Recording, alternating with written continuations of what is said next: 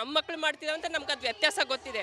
But ಈ ಮಕ್ಕಳಿಗೆ ಮುಂಚೆನೇ ಅದು ಮೊಬೈಲ್ ಬಂದಿದ್ದರಿಂದ ಅದು ವ್ಯತ್ಯಾಸ ಗೊತ್ತಿರಲ್ಲ. ಓ ಇದು ಏನೋ ಮಾಡ್ತಿರೋ ತಪ್ಪಿದೆ, ಎಷ್ಟು ಹೇಳಿದ್ರು ಅಪ್ಪ ಅಮ್ಮ ಹೇಳಿದ್ರು ಅದು ಏನು ಅಷ್ಟು ಇದು ಇಂಪ್ಯಾಕ್ಟ್ ಬರಲ್ಲ.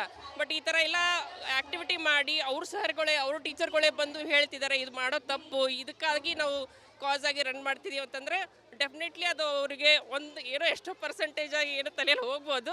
ಸೊ ಅದನ್ನು ಅದೇ ರೀತಿ ನೀವು ಮಾಡಿದ್ರಿ ನೋಡಿ, ನಿಮ್ಮ ಟೀಚರ್ ಹಿಂಗೆ ಮಾಡಿದ್ರು ಅಂತ ಮೋಸ್ಟ್ಲಿ ಹೇಳಿದ್ರೆ ಮೋಸ್ಟ್ಲಿ ಕಲಿಬೋದು.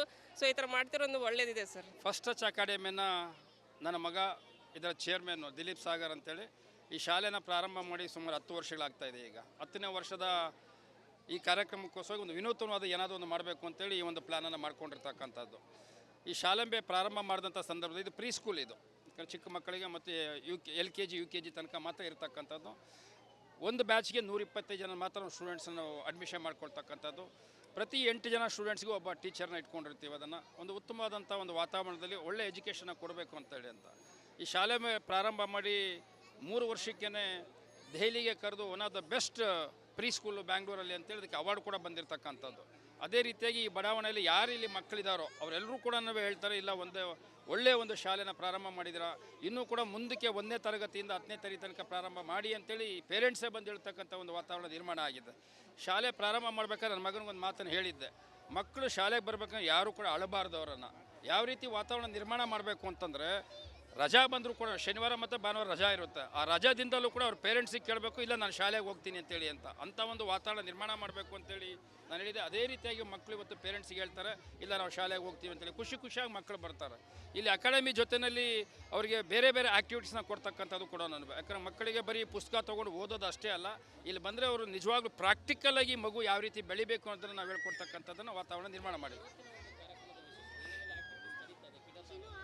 ಈಗ ಕಿಡತ್ತನಲ್ಲಿ ಮಕ್ಕಳು ಇಲ್ಲಿಂದ ಪ್ರಾರಂಭ ಮಾಡಿ ಮುಂದೆ ಒಂದು ಕುವೆಂಪು ಪಾರ್ಕ್ ಇದೆ, ಪಾರ್ಕ್ ತನಕ ಹೋಗಿ ಎಲ್ಲ ಏಜ್ ಗ್ರೂಪು, ಯಾಕಂದರೆ 2ನೇ ವಯಸ್ಸಿಂದ ಹಿಡಿದು 10ನೇ ವಯಸ್ಸಿನ ತನಕ ಎಲ್ಲ ಮಕ್ಕಳಿಗೂ ಡಿಫ್ರೆಂಟ್ ಗ್ರೂಪಲ್ಲಿ ಮಾಡೋದ್ರ ಮುಖ ಏನಕ್ಕೆ ಅವೇರ್ನೆಸ್ ತರ್ತಾ ಇದ್ದೀವಿ ಅಂತಂದರೆ, 21ನೇ ಶತಮಾನದಲ್ಲಿ ಮಕ್ಕಳೆಲ್ಲರೂ ಕೂಡ ತಾವೆಲ್ಲ ನೋಡಿರ್ಬೋದು, ಊಟ ಮಾಡಬೇಕಂದ್ರೆ ಇವತ್ತು ಮೊಬೈಲ್ ಆನ್ ಮಾಡಿ ತೋರಿಸ್ಬೇಕಂತ ವಾತಾವರಣ ನಿರ್ಮಾಣ ಆಗಿದೆ.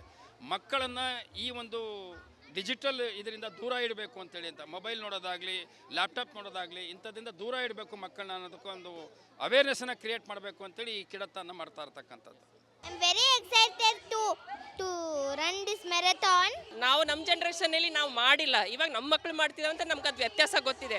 ಬಟ್ ಈ ಮಕ್ಕಳಿಗೆ ಮುಂಚೆನೇ ಅದು ಮೊಬೈಲ್ ಬಂದಿದ್ದರಿಂದ ಅದು ವ್ಯತ್ಯಾಸ ಗೊತ್ತಿರಲ್ಲ. ಓ ಇದು ಏನೋ ಮಾಡ್ತಿರೋ ತಪ್ಪಿದೆ, ಎಷ್ಟು ಹೇಳಿದ್ರು ಅಪ್ಪ ಅಮ್ಮ ಹೇಳಿದ್ರು ಅದು ಏನು ಅಷ್ಟು ಇದು ಇಂಪ್ಯಾಕ್ಟ್ ಬರಲ್ಲ.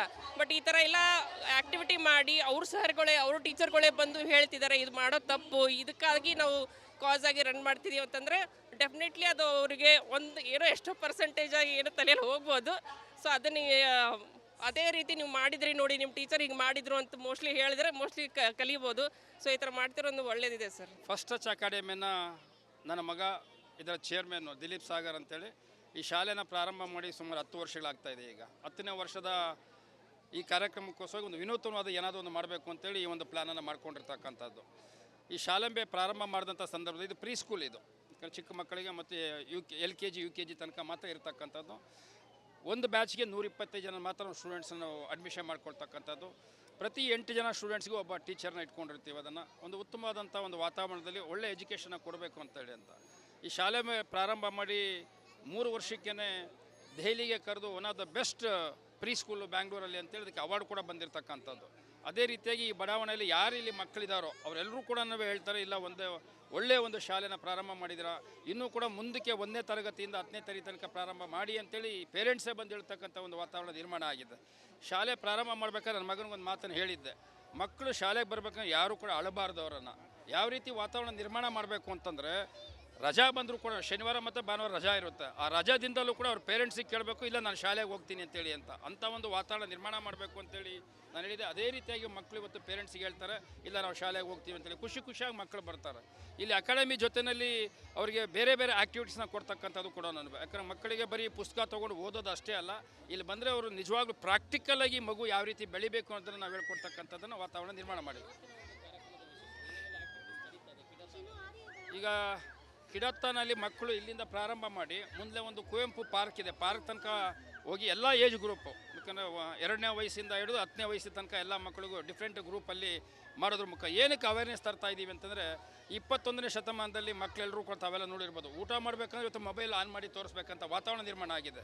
ಮಕ್ಕಳನ್ನು ಈ ಒಂದು ಡಿಜಿಟಲ್ ಇದರಿಂದ ದೂರ ಇಡಬೇಕು ಅಂತೇಳಿ ಅಂತ ಮೊಬೈಲ್ ನೋಡೋದಾಗಲಿ ಲ್ಯಾಪ್ಟಾಪ್ ನೋಡೋದಾಗಲಿ ಇಂಥದ್ದಿಂದ ದೂರ ಇಡಬೇಕು ಮಕ್ಕಳನ್ನ ಅನ್ನೋದಕ್ಕೊಂದು ಅವೇರ್ನೆಸ್ಸನ್ನು ಕ್ರಿಯೇಟ್ ಮಾಡಬೇಕು ಅಂತೇಳಿ ಈ ಕಿಡತನ ಮಾಡ್ತಾ ಇರ್ತಕ್ಕಂಥದ್ದು.